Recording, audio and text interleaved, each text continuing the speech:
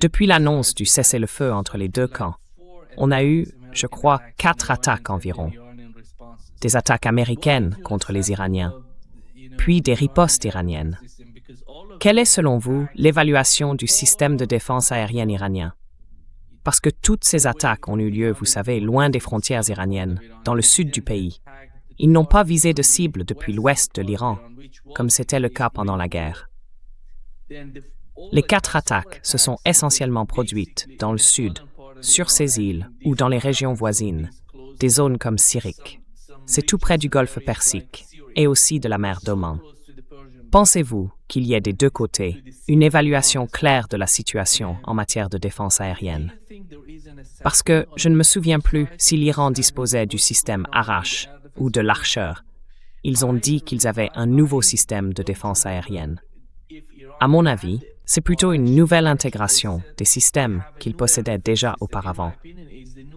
Quelle est votre compréhension de ces nouveaux systèmes de défense aérienne dont parle l'Iran?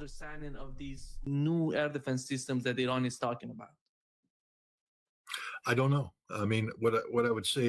ne sais pas.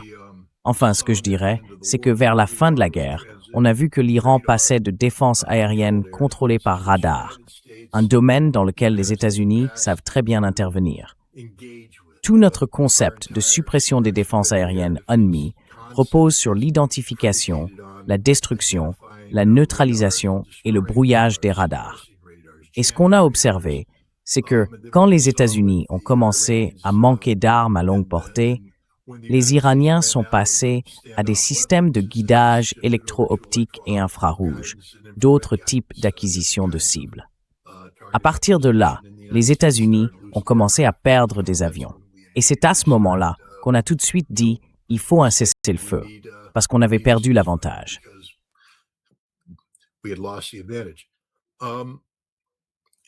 Tu sais, mais ça, c'est une analyse un peu superficielle. Ce que je veux dire, c'est que je ne peux pas te dire quels systèmes ont été utilisés. Je ne peux pas te dire si c'était improvisé ou si ça faisait partie d'un plan préparé à l'avance.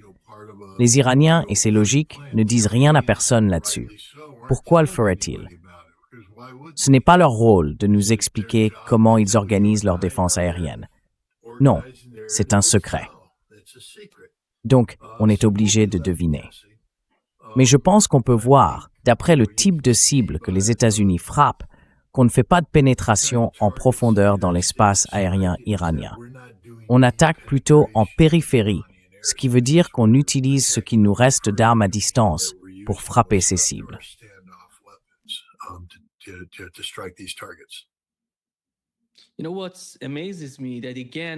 Tu sais, ce qui m'étonne, c'est que, encore une fois, aux États-Unis, on entend dire que les Iraniens sont imprévisibles. J.D. Vance, lui, continue à parler comme ça. Pourtant, d'après tout ce que j'ai entendu avant le début de la guerre et pendant la guerre, ils ont fait exactement ce qu'ils avaient annoncé. Alors pourquoi est-ce si difficile de comprendre quelle serait la réaction des Iraniens? C'est de l'ignorance de leur part. Ou bien, ils ne veulent tout simplement pas écouter ce que disent ces gens en Iran. Qu'est-ce que c'est que ça?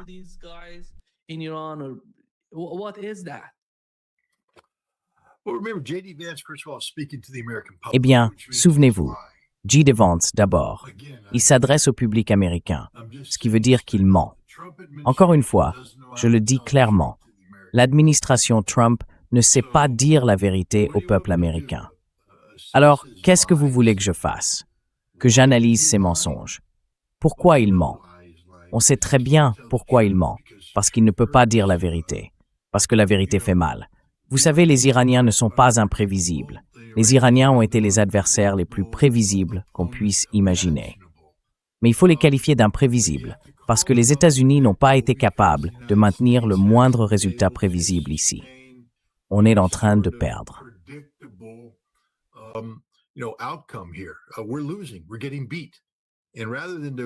On est en train de se faire battre. Et plutôt que de reconnaître que les Iraniens nous battent à cause de notre incompétence, on doit, vous voyez, façonner le champ de bataille mental. Parce qu'en ce moment, c'est une guerre psychologique que le gouvernement américain mène contre le peuple américain. En gros, il faut qu'on dise quelque chose aux Américains qu'ils puissent comprendre. Alors, peuple américain, on sait tout ce que c'est. On se réveille le matin, on a nos habitudes. Et là, la voiture ne démarre pas. C'était imprévisible. Une souris a grignoté les fils électriques pendant la nuit et maintenant, il me faut un nouveau démarreur.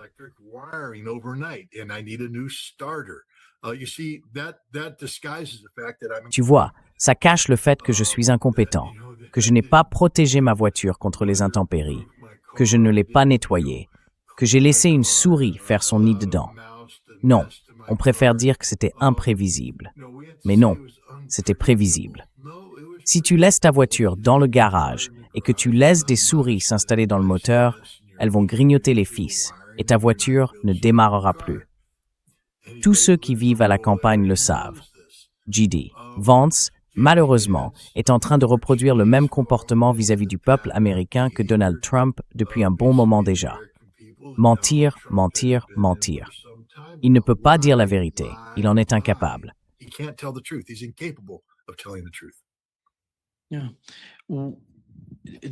Oui. Eh bien, pensez-vous qu'il y avait un protocole d'accord entre l'Iran et les États-Unis? Dans ce cas, je ne comprends pas vraiment la raison du protocole d'accord entre le Liban et Israël. Parce que ce protocole, au Liban, n'entraîne aucun engagement concret, comme vous venez de le dire à propos de celui entre les États-Unis et l'Iran. Et puis, on a le Parlement qui s'y oppose, on a le Hezbollah qui s'y oppose aussi. Et au fond, la guerre n'est pas entre Israël et le gouvernement libanais, elle est entre Israël et le Hezbollah. Donc ils ne font même pas partie de ce protocole. En réalité, si on regarde tous les points, toutes les clauses de ce texte, tout tourne autour du Hezbollah. Son désarmement, son retrait des sphères politiques et militaires du Liban et une forme de pression politique exercée sur lui.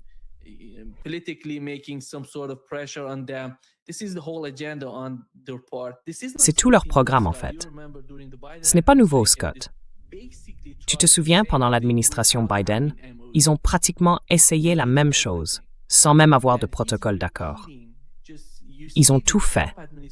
Et là, on voit l'administration Trump répéter, étape par étape, tout ce que l'administration Biden avait déjà fait avant, que ce soit dans la guerre contre les Houthis au Yémen ou maintenant au Liban. Mais tu vois, ils continuent avec la même logique. À ton avis, est-ce qu'ils pensent vraiment pouvoir obtenir quelque chose au Liban avec cette attitude?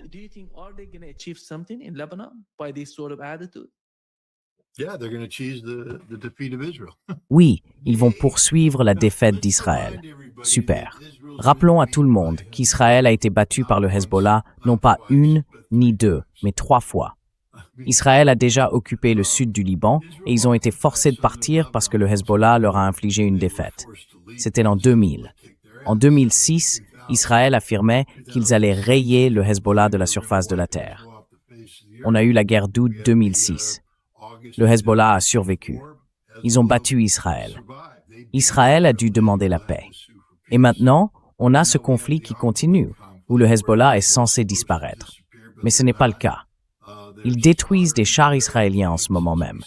Ils mènent une guerre de drones qui redéfinit complètement la nature du conflit entre le Hezbollah et Israël.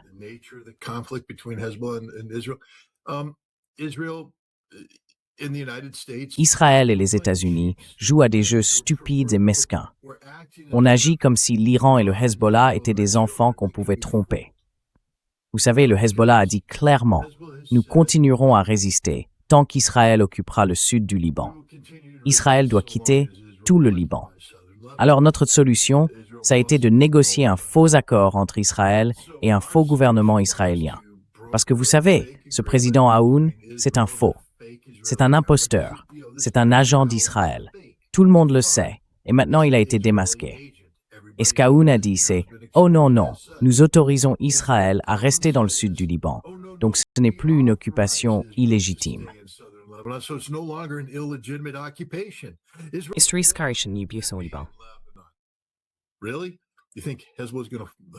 Vraiment?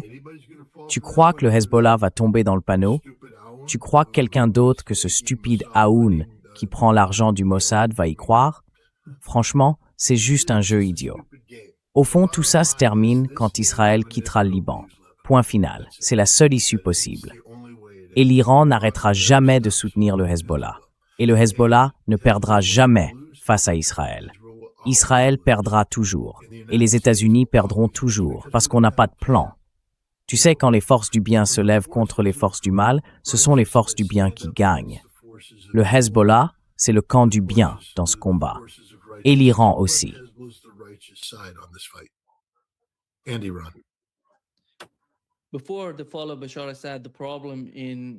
Avant la chute de Bachar al-Assad, le problème dans la région, c'était l'Iran et les actes de résistance.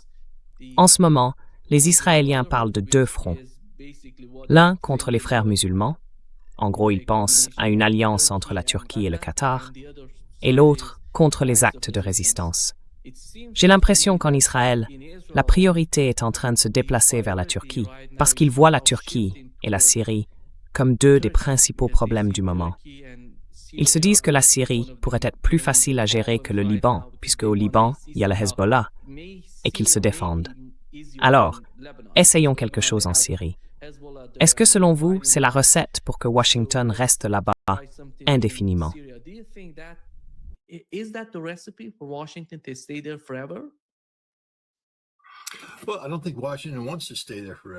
Eh bien, je ne pense pas que Washington veuille rester là-bas pour toujours. Si c'est ça la stratégie, alors il se prépare clairement à l'échec. Donald Trump a fait campagne en disant qu'on allait se retirer du Moyen-Orient, qu'il n'y aurait plus de guerre sans fin.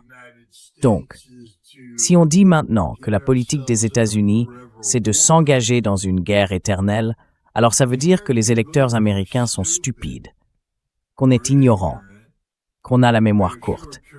Mais on n'est pas à ce point-là. On n'est pas si ignorant, et notre mémoire n'est pas si mauvaise. On sait ce qu'on a entendu pendant la dernière campagne. On sait ce que le président a promis.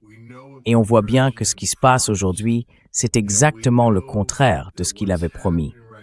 Et ce n'est pas une situation qu'on lui a imposée.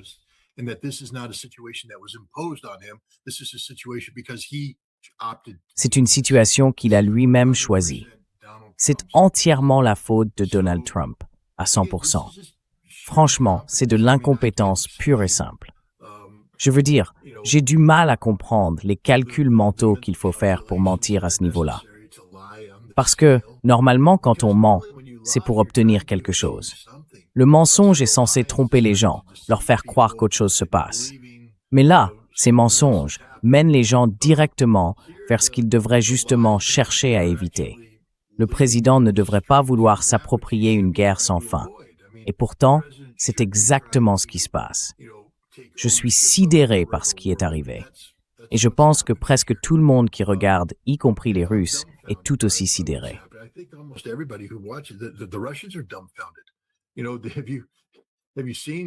Tu sais, t'as vu ce que Sergueï Lavrov dit en ce moment et ce que Vladimir Poutine laisse entendre. Que Donald Trump est fou, pas comme Joe Biden, qui disent atteint de démence. Non, lui, il est juste fou, mentalement instable. C'est un désastre émotionnel. Il est imprévisible et c'est ça qui le rend dangereux. Ce n'est pas qu'il a perdu la capacité de penser, c'est qu'il a perdu la capacité de penser de façon rationnelle. Il part dans tous les sens. Les Russes savent très bien ce qu'ils ont entendu de la part de Donald Trump à Anchorage. Ils le savent parfaitement, parce qu'ils savent aussi ce qu'ils ont concédé. Et maintenant, ils se rendent compte que les États-Unis n'ont jamais eu l'intention, attention, scoop, les États-Unis n'ont jamais eu l'intention de faire respecter l'accord d'Anchorage.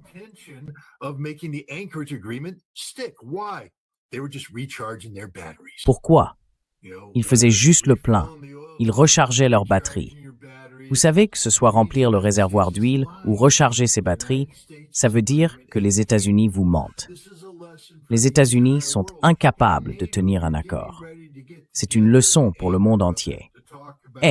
L'OTAN, vous allez bientôt vous réunir à Ankara pour parler de l'avenir.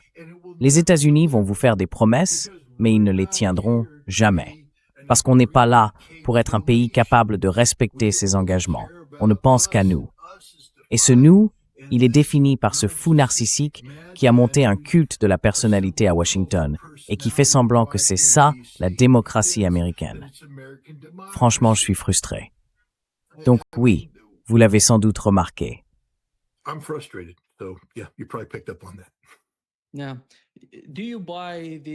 Alors, est-ce que vous adhérez à cette idée qu'il y aurait deux camps à Washington, l'un autour de J.D. Vance, l'autre autour de Rubio, et qu'ils prient d'une certaine manière pour des choses différentes? Rubio veut continuer le combat en Ukraine, au Moyen-Orient, tandis que J.D. Vance cherche plutôt une solution pratique à ce qui se passe dans l'intérêt des États-Unis d'ailleurs. Est-ce qu'il y a vraiment ce genre de division selon vous? Rubio a dit au passage que l'affaire d'Anchorage c'était fini, qu'il n'y avait plus rien, aucun accord entre l'Iran, les États-Unis et la Russie à propos d'Anchorage. Je dirais que quand J.D. Vance parle du dossier ukrainien, il le fait d'une manière différente. Mais est-ce que cette différence entre les deux crée vraiment deux factions? Ou bien vous pensez qu'ils font tous partie d'un même ensemble, deux instruments utilisés par l'administration Trump pour atteindre les mêmes objectifs?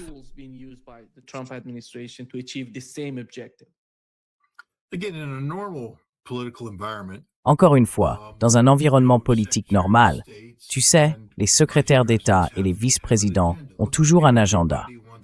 Écoute, tout le monde veut le poste suprême. Marco Rubio s'est présenté à la présidence, non? Tu sais bien qu'il voulait ce poste. Il est secrétaire d'État. Et il y a eu une autre secrétaire d'État qui voulait vraiment ce poste aussi, Hillary Clinton. J.D. Vance veut ce poste. Il veut devenir président des États-Unis. C'est pour ça qu'il est vice-président. On ne devient pas vice-président pour se mettre de côté. Je veux dire, la seule personne qui ait jamais fait ça, c'est Dick Cheney. Lui, je suppose qu'il voulait pas être président parce qu'il savait qu'il allait l'être de toute façon, vu que George W. était tellement faible. Mais au final, on a deux hommes qui veulent la plus haute fonction et ils ont une élection qui arrive.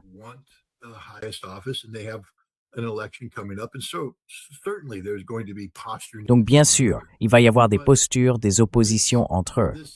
Mais ce genre de factionnalisme ne fonctionne que dans un contexte où, disons, la gouvernance est normale, où le chef de l'exécutif comprend les relations, la différence entre un secrétaire d'État et un vice-président et répartit les responsabilités en conséquence.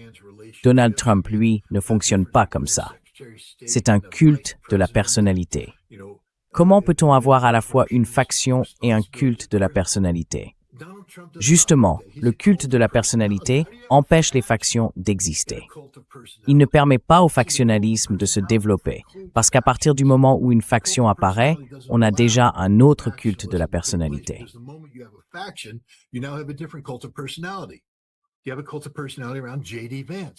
Il y a un culte de la personnalité autour de J.D. Vance. Il y en a un aussi autour de Marco Rubio. Et au moment où Marco Rubio ou J.D. Vance ou les deux diront « Je suis vraiment important, j'ai de la valeur », ce sera l'instant où Donald Trump coupera court. Donald Trump ne supportera pas ça. Il ne le tolérera pas. C'est la maison Trump, et Trump est la seule chose qui compte. Alors il y aura des rumeurs, des campagnes de dénigrement, des gens dans les médias qui essaieront de tourner ça dans un sens ou dans l'autre. Mais pour qu'un courant interne existe, il faut qu'on lui laisse un peu de marge de manœuvre. Et Donald Trump, lui, ne laisse de marge à personne. C'est lui l'arbitre final. C'est lui l'homme. C'est lui le Dieu. Tout tourne autour de lui.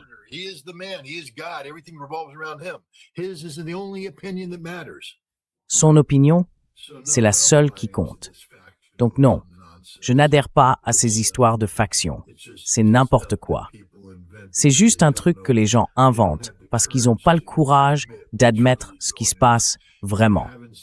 Vous n'avez vu personne, dans les grands médias, dire « Stop, c'est un culte de la personnalité. Stop, on a un fou narcissique au pouvoir. Stop, ce n'est pas normal que le président des États-Unis fasse ce que fait cet homme. » Tout le monde essaie de rendre ça normal. Et une des façons de le faire, c'est de faire semblant qu'il y a des clans, avec le camp Rubio d'un côté et le camp J.D. Vance de l'autre. Mais en réalité, il n'y a qu'un seul camp, le camp Donald Trump.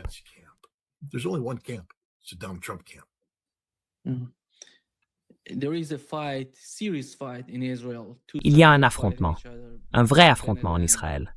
Deux camps s'opposent, Naftali Bennett et Netanyahou. Netanyahou a déclaré Je ferai tout pour être réélu. Il a aussi dit, nous sommes déjà intervenus 2 fois en Iran pour nous protéger de la menace nucléaire. Et s'il le faut, il y aura une 3e fois. Et là, on parle de ce qui a été publié aujourd'hui par le ministre iranien des Affaires étrangères sur son compte X à propos d'un commentaire du ministre israélien de la Défense, Israel Katz. Selon ce message, le guide suprême de l'Iran aurait été désigné comme cible à abattre. Et il semble qu'il se prépare à assassiner le nouveau guide suprême iranien. La réaction du ministre iranien des Affaires étrangères a été claire. Il a rappelé que les termes du protocole d'accord d'Islamabad sont parfaitement explicites et accessibles à tous.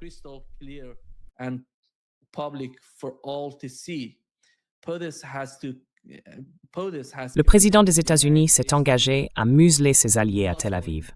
Et si ces derniers n'obéissent pas à leur maître, l'Iran leur donnera une leçon. C'est le ton du discours en ce moment.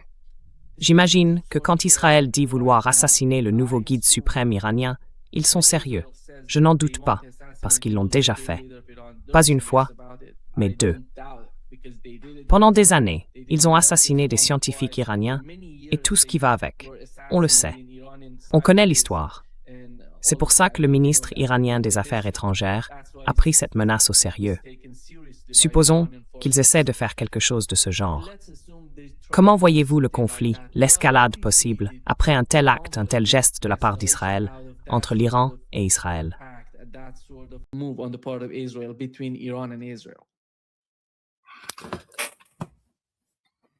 Comment je vois les choses? Ça n'a pas d'importance, la façon dont je les vois. Enfin, vous voyez ce que je veux dire. La raison pour laquelle je vous pose la question, c'est que les États-Unis sont toujours en toile de fond.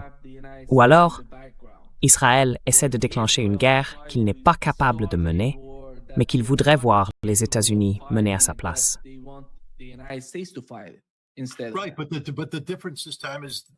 D'accord, mais la différence cette fois, c'est que sous l'administration Obama, tout ça restait hypothétique. On se disait, on pourrait battre l'Iran si les États-Unis s'en mêlaient.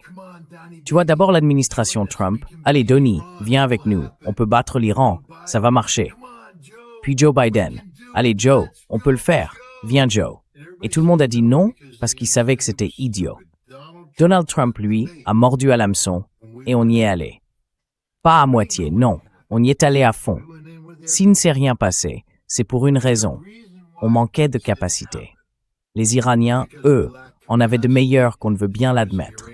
Mais on y est allé avec tout ce qu'on avait. On a utilisé toutes nos munitions de frappe de précision. Il ne nous restait plus rien. Et on a perdu.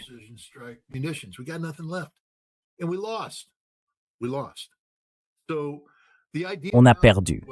Alors, l'idée maintenant que les Israéliens vont rester là à dire « on va continuer à provoquer l'Iran jusqu'à ce que les États-Unis nous rejoignent à nouveau », franchement. Et admettons qu'on le fasse. Et alors? Je pense que c'est ça qu'il faut changer ici.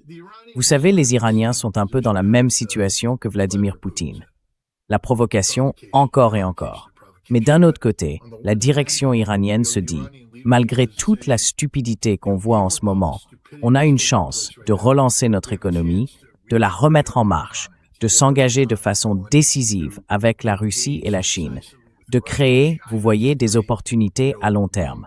Ce sont des choses qu'on n'a pas pu faire depuis presque 50 ans.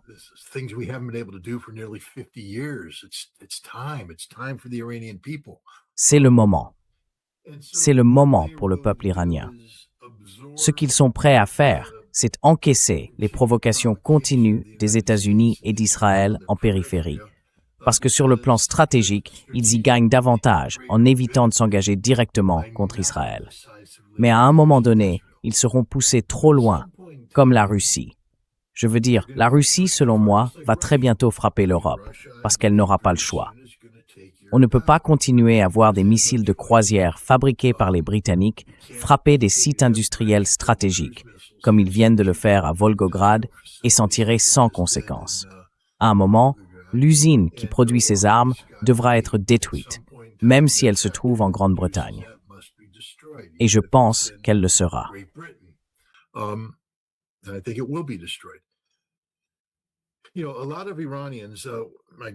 Vous savez, beaucoup d'Iraniens, mon bon ami, notre cher ami, le professeur Miranda, disaient, à l'époque où la guerre de 38-39 jours a commencé, que l'Iran irait jusqu'au bout, que ça ne se terminerait pas avant qu'Israël soit stratégiquement vaincu. Eh bien, désolé, l'Iran, vous avez laissé la guerre se terminer. Je ne vous reproche rien, il faut faire ce qu'il faut faire. Mais Israël est toujours là, en train de fanfaronner. Et tout ça ne prendra fin que quand l'Iran frappera Israël si fort que le régime de Netanyahou cessera d'exister et sera remplacé par un régime capable d'envisager sérieusement une véritable résolution du conflit. Et ça n'arrivera que quand vous blesserez Israël, profondément, fondamentalement.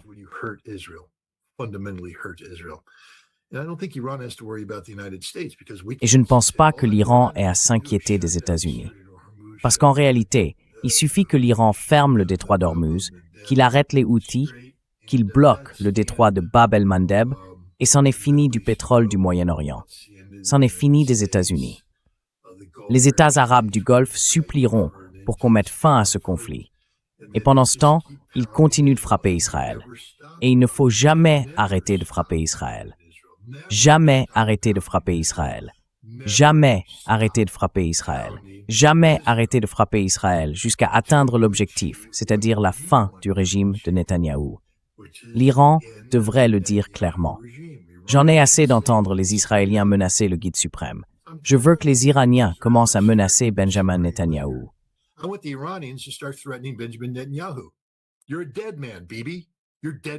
Tu es un homme mort, Bibi. Un homme mort qui marche. On va te tuer. On va te tuer toi et quiconque te remplacera. Le poste de Premier ministre d'Israël n'a plus aucune légitimité. Quiconque l'occupe est automatiquement condamné à mort tant qu'on n'aura pas un véritable traité de paix. D'ici là, tu es considéré comme une entité satanique. J'aimerais entendre les Iraniens non seulement le dire, mais aussi passer à l'action. J'entends sans arrêt parler de tous ces missiles iraniens. Qu'on les voit alors, qu'on voit un flot ininterrompu de missiles s'abattre sur Israël, jour après jour, sans jamais s'arrêter, jusqu'à ce que Bibi soit mort et que ceux qui essayent de le remplacer le soient aussi. Naftali Bennett, vas-y, deviens Premier ministre et meurs.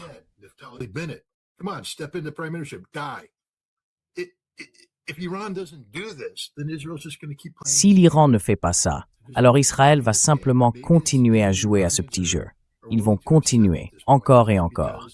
Et peut-être que, pour l'instant, c'est un jeu que les Iraniens sont prêts à accepter, parce qu'ils estiment que dans leur analyse des risques et des bénéfices, ils ont plus à gagner en ne réagissant pas tout de suite. Mais à un moment donné, soit on abat le chien enragé, soit on finit par se faire mordre. Et si on se fait mordre par un chien enragé, on attrape la rage et on meurt. Vous voyez ce que je veux dire? Donc l'Iran doit se poser ces questions. Est-ce qu'ils veulent mourir de la rage? Parce que plus ils laissent ce chien fou en Israël continuer à baver de colère, plus il risque de se faire mordre.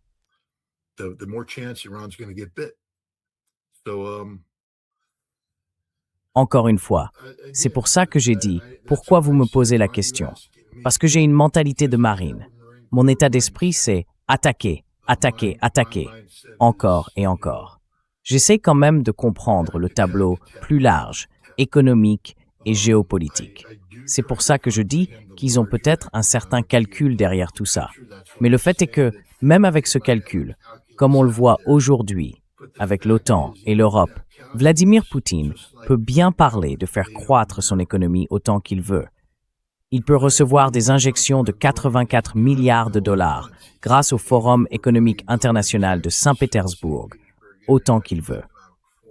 Tant que l'Occident continue de fournir à l'Ukraine des drones d'attaque à longue portée, ça restera un frein pour son économie.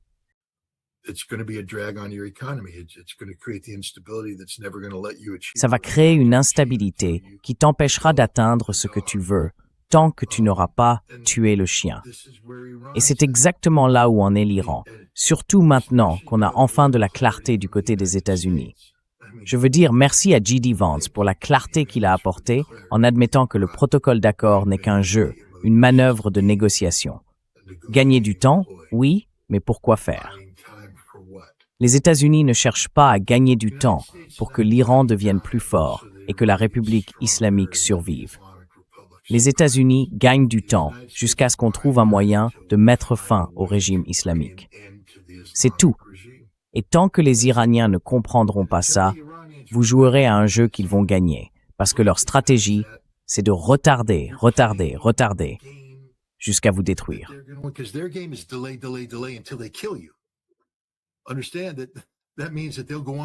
Comprenez bien que ça veut dire qu'ils continueront sans fin si vous ne les tuez pas. Et tôt ou tard, ils auront le coup de chance qui vous tuera. Faut abattre le chien. C'est ce que je dis depuis le début. Il est temps d'abattre ce fichu chien, parce qu'il est enragé. Le chien court partout. On ne peut plus le sauver. On ne peut pas lui lancer un os, venir le caresser sur la tête et espérer le dompter. Voyez, l'Iran en ce moment, si vous croyez au protocole d'accord, vous croyez qu'Israël peut être apprivoisé. Israël ne peut pas l'être. C'est une bête enragée. Vous croyez que les États-Unis peuvent être apprivoisés. Nous non plus. On a un culte de la personnalité complètement fou. Alors abattez le chien. C'est la seule solution. So shoot the dog. That's the only solution.